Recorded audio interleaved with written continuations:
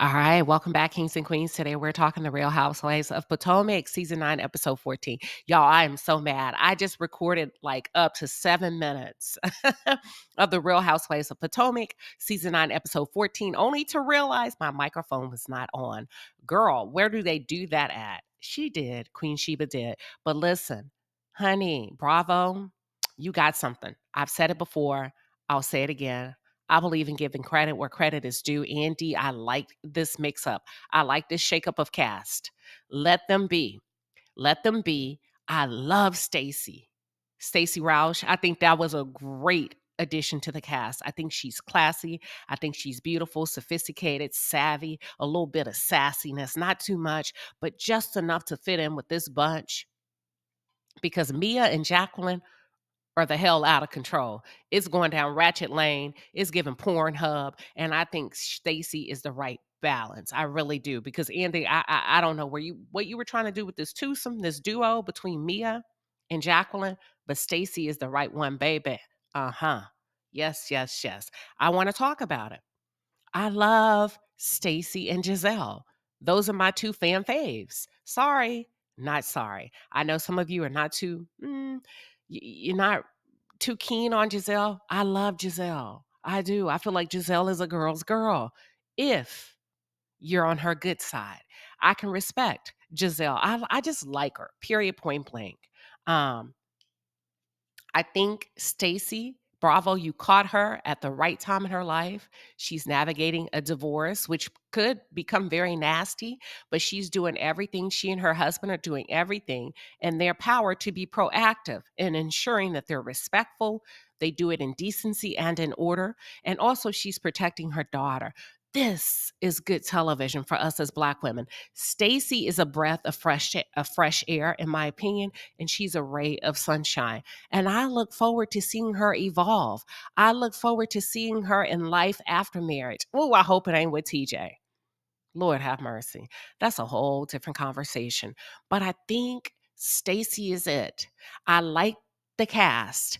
Don't get rid of anybody just yet. Y'all, I know you're going to disagree with me, but listen, let it play out. Don't get rid of Ashley just yet. Let it play out. Give us at least another season, maybe two more, before we shake things up again. Y'all, let's talk about it. For those of you who are just tuned in, or if you're new to the channel, welcome to the palace. I am Queen Sheba. I cover a variety of hot topics specific to reality television, but most importantly, I hone in on the psychological and the behavioral traits of the Black experience. Subscribe now. I've always been a fan of Jazelle. I have from day one. She's had some moments where I'm like, come on, Jizzy. Come on, girl, get it together. But overall, I'm pretty loyal when I pick a side. I'm gonna stay there. And I'm gonna ride this thing out with Jazelle, especially y'all.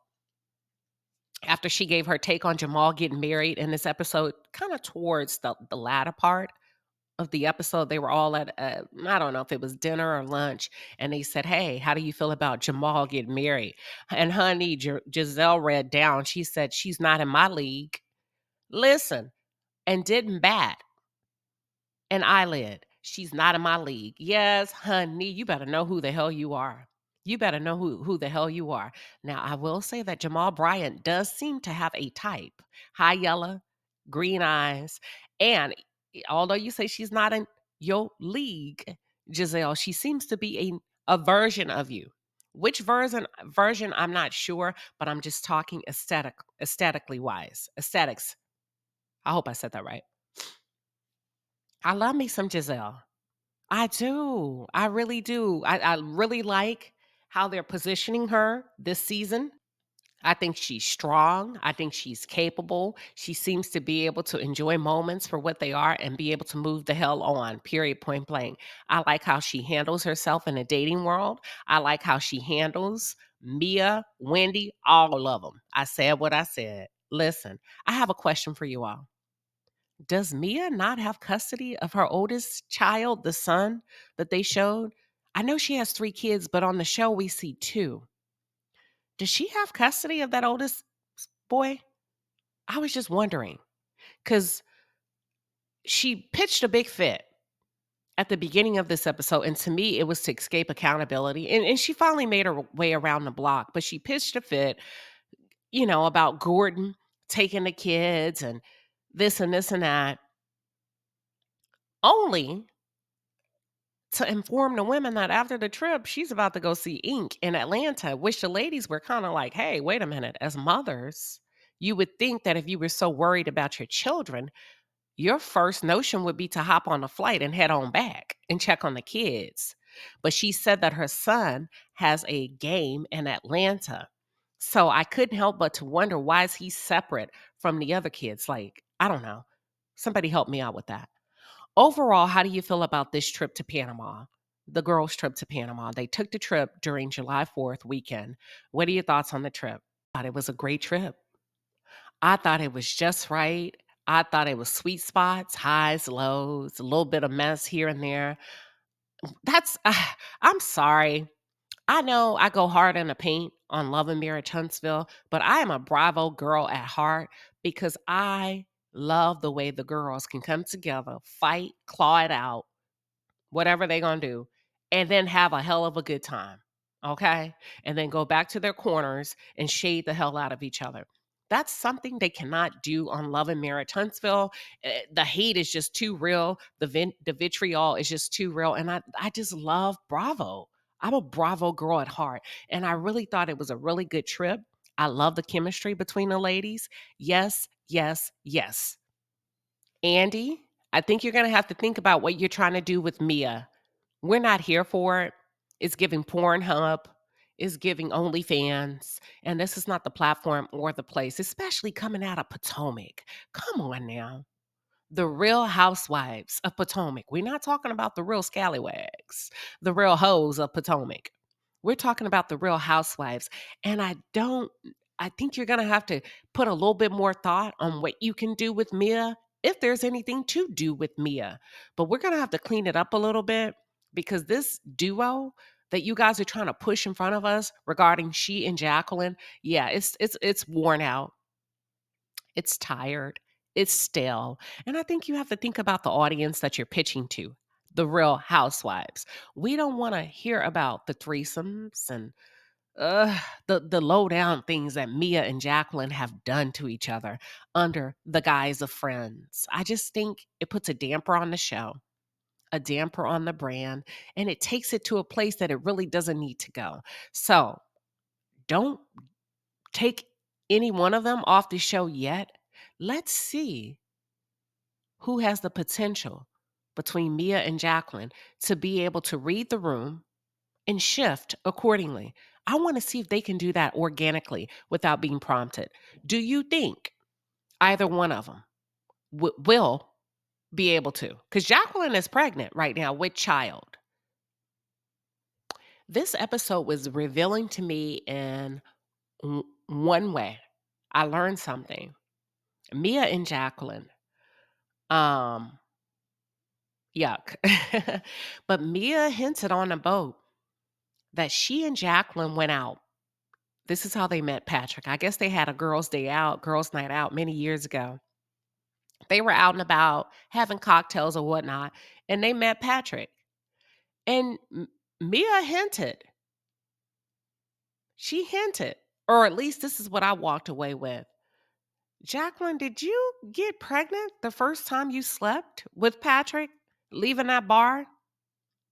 Because this is ridiculous. Two grown women go out to have a drink, whatever they're doing out there in the streets. They meet Patrick. Mia said that Jacqueline was a little bit too tight, so she had to kind of warm them up, and he got her pregnant. Now, the reason why I say y'all are too grown for this, because y'all met a perfectly strange man and you had intercourse with him unprotected the first night. Is that what I heard? Am I hearing correctly?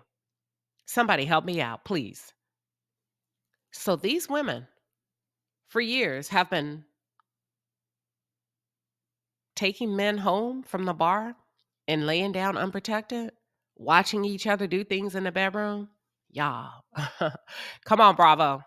We can do better than this. We can do better. Okay, in my opinion. And child, I guess Ashley called herself wanting to get in where she fit in because she asked, what's her name? Jacqueline for a kiss, a smooch, a smooch. Y'all doing too much. We don't need all of that to make good television, but you're doing too much. Where we're going with it, Bravo, which is why I keep asking. Okay. Now, I want to say this. Ashley, I think you're going to have to figure out where you're headed with this romance with this guy, Jeffrey. I think that's his name, the 30-year-old, because you're on the heels of a divorce coming from being married to a millionaire, Michael Darby. That's a completely different lifestyle than what you've been reaching for. Now, if the truth be told, Ashley, I know you had to really lean into some strange activities to get that ring on your finger from Michael Darby. But now that you're back out here dating and the men that you're picking, that is not symbolic of longevity in the reality world. We're not going to tune in to see you humping on or shacking up with the likes of Luke from Summer House or Winter House, and also the likes of Jeffrey, who's just basic white boys. That would be a downgrade. So, um, which tells me, are you being returned to sender? Is Michael Darby sending you back from where you came from? Ashley, you too beautiful to go out that sad. And I don't think it's anything wrong with either one of the guys, Luke and or Jeffrey. I hope that's his name. But it's just not given the lifestyle that we need to see on the Real Housewives of Potomac. Do y'all agree? What are your thoughts? Do you feel like Ashley is rapidly downgrading her choice and her pick of men? Or do you feel like this has always been what she probably can pull outside of being married to a rich man? And Ashley, you had to do a lot of stuff to be in that marriage, to keep that man, okay? Overall, I thought it was a really good episode. We don't need like catastrophic drama all the time. It's just not good. It's just not good. I think they're doing a really good job this season on the Real Housewives of Potomac. I said it since episode 1. Um, Kiana and Greg. This I'm gonna have to sit back and continue to watch this relationship unfold because Kiana and Greg actually started dating a month after his divorce. And Kiana, as much as I want this to work for you, I don't know. I know you said it's happening. You will be getting married, and that may be so. But I'm wondering if you're going to get the best version of Greg as a wife, as his second wife, because this will be your first marriage compared to his second. And he's never just taken the time out to breathe. He hasn't. And I think y'all have been dating probably 3 years, about 3 years now. Um, I don't know. What are your thoughts? Kiana and Greg, let's take it to the chat.